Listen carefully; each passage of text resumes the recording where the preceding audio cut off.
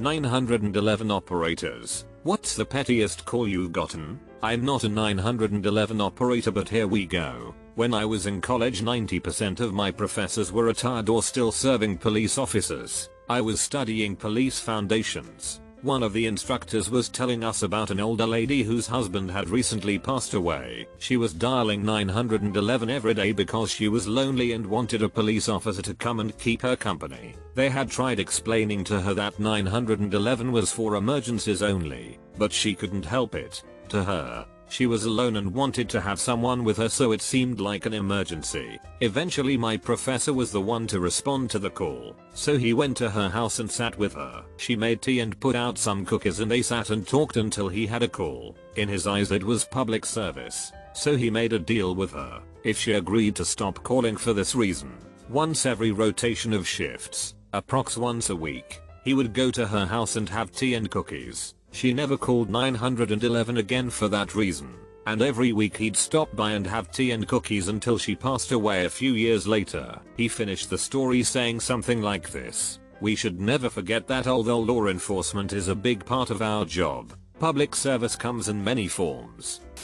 Woman called because her pregnant 14 or 15-year-old granddaughter who lived with her and whose bed was the couch, wouldn't get off the couch so she could use it to watch TV. The woman felt very indignant when I asked, "What exactly do you want the police to do?" Officer cleared the call with, "She's got nowhere else to go." Grandma said it's okay for her to stay. Also, lots of ambulance calls for "I have a stomachache," which was code for "I need a free pregnancy test." I received a call on the non-emergency line from a 90-something-year-old lady asking me what lamp she should put in her bedroom. I told her I did not understand and that the sheriff's office was not the correct place to ask. Eventually she got upset and said, "Fine, I'll call 911. They'll help me there." I tried to tell her that 911 would just go back to me and it was a misuse of an emergency line, but it was too late. 15 seconds later 911 rings. I answer and lo and behold it was the lady asking what lamp should I get for my bedroom. Let's see. A person in a suburban neighborhood called to report a group of youths on bikes, skateboards, etc. said they were up to no good. When asked what they were doing that constituted a crime or was dangerous, the caller admitted that they hadn't seen anything as such, but they just knew that these kids were up to no good. Didn't even dispatch anyone for that. During a very busy few minutes, some idiot with a scanner decided to call 911 and tell me that one of the local EMS agency's radio channel had an open mic. Basically, that refers to when a radio is accidentally activated and transmitting, potentially picking up any sounds conversation nearby, usually for an extended period of time. Since we did 911 call taking and dispatch, I was actively listening to said radio channel as this person called. There was no open mic. On a fairly regular basis, people would call 911 because someone wouldn't return property that they had lent. This is 100% not a police issue. As soon as I learn that the property was given loaned willingly, it makes it a civil, that is, non-criminal, non-police issue. On the other hand, this one initially seemed petty but actually wasn't. A guy called and I had a difficult time understanding exactly what he was saying. He was definitely talking about something coming out of his toilet, so I thought he was calling about a plumbing issue. Unfortunately, this is not unheard of, though it is certainly not a good reason to call 911. After listening a bit more, however, I realized that he was reporting demons coming out of his toilet. He was genuinely and very distressed by this and I didn't suspect that it was a joke or prank. Unfortunately, there was no one I could send right away, so I decided to try to help. I told him to put the toilet lid down. He took my advice and what would you know, the demon stopped coming out. He was very appreciative. We still sent someone once they were available. Only a few minutes later.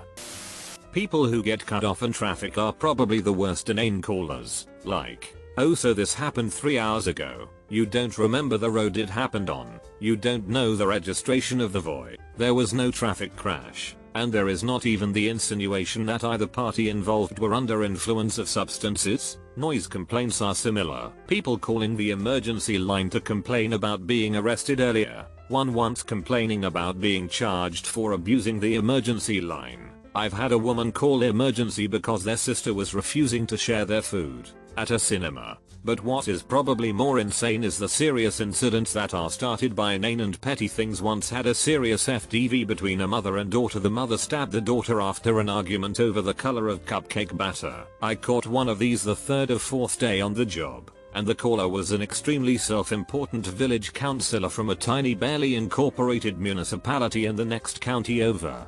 Do you know WHOIAM? No ma'am, you won't give me your name. You should recognize my voice. From where? From the meeting minutes. I'm a village councillor. Like, okay, whatever I guess. The bad man cut you off?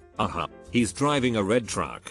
Got it. Plate? No, of course not. You were too busy being mad to get his plate. No, I don't know that red truck. This county has about 100,000 people in it, and many red trucks. My supervisor? Gladly. So sick of reckless driver calls. People get so mad that no, we cannot do anything about the person you saw 10 minutes ago speeding or swerving.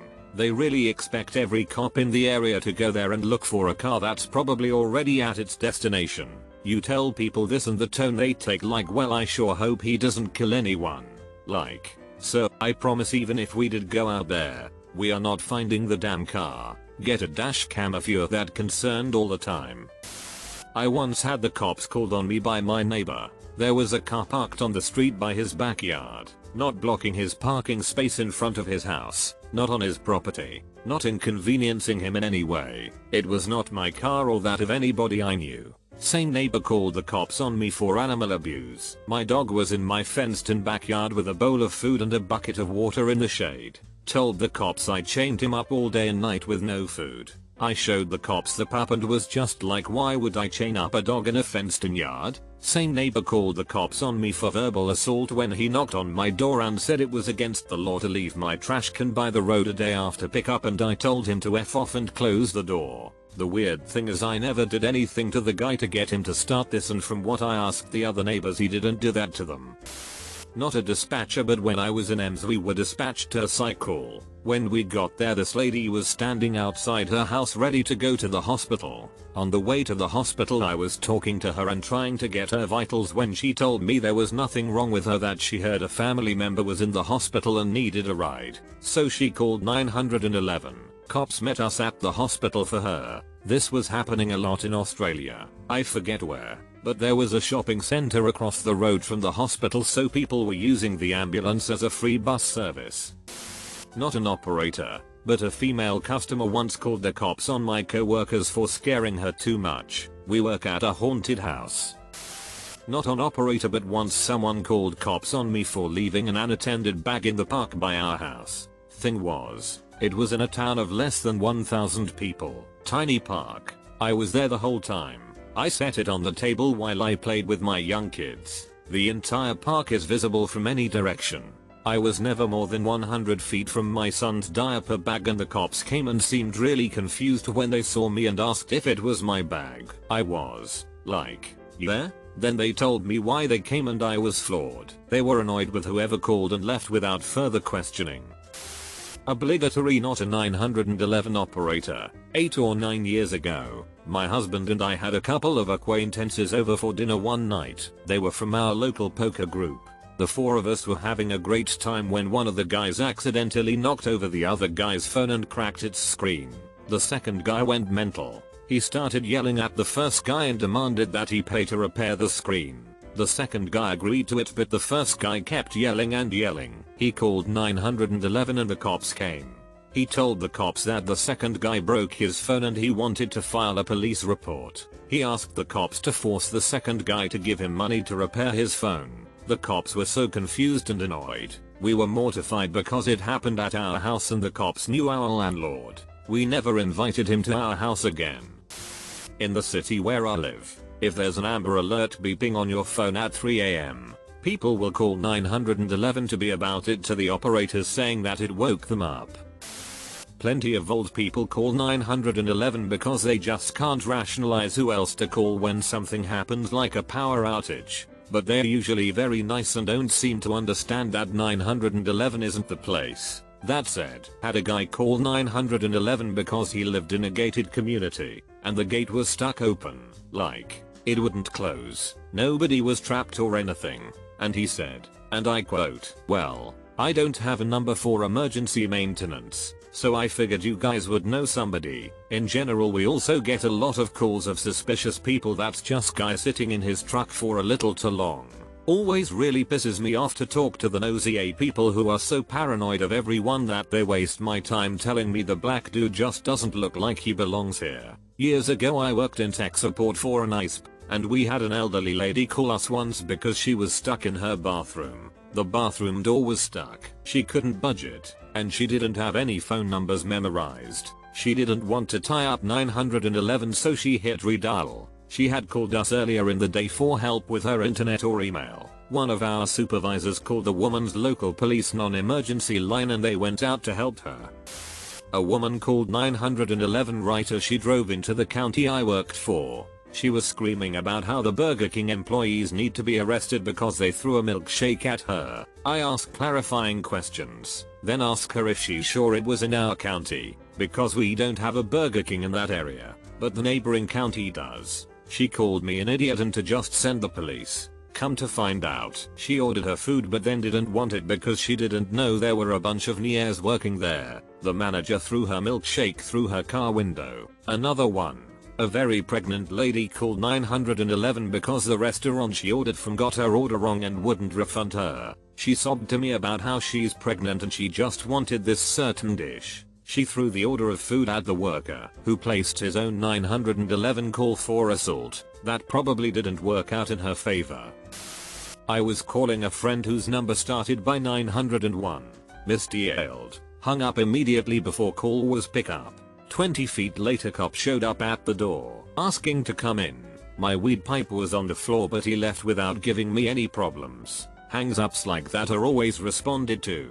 It's better for them to assume that the caller did need assistance, but something went wrong. If you ever accidentally call 911, stay on the line to tell them that. You'll end up saving them time. If you want an opposite story kind of, once I called the police non-emergency line because I heard gunshots outside of my very Canadian, very suburban house. The officer took my report and then said, "Well, should this ever happen again I'd like to encourage you to call 911 and not the reporting desk." My husband and I also spent 15+ minutes debating if we should call or not, and the officer had questions about that too. My coworker answered a call asking how badly the bridge was backed up as they had diarrhea. I was a paramedic. Worse was the woman calling for us to transport her with the flu. Her reason: since she's on Medicare it costs nothing to call an ambulance but about $10 for a taxi. In the middle of transport, had our little girl stop breathing right next to our station. Took the next closest unit about 10 minutes to get there when it would have taken us less than a minute. Yeah, I didn't last long in that field. Here in Germany we have insurance so ambulance rides are free. However, if the insurance company deems the ambulance ride highly unnecessary or it's your own fault, for example, drunk but not at the point to get the stomach pumped, they will at least question you and possibly charge you with the cost. This woman probably would have got charged. Does Medicare just pay without questioning?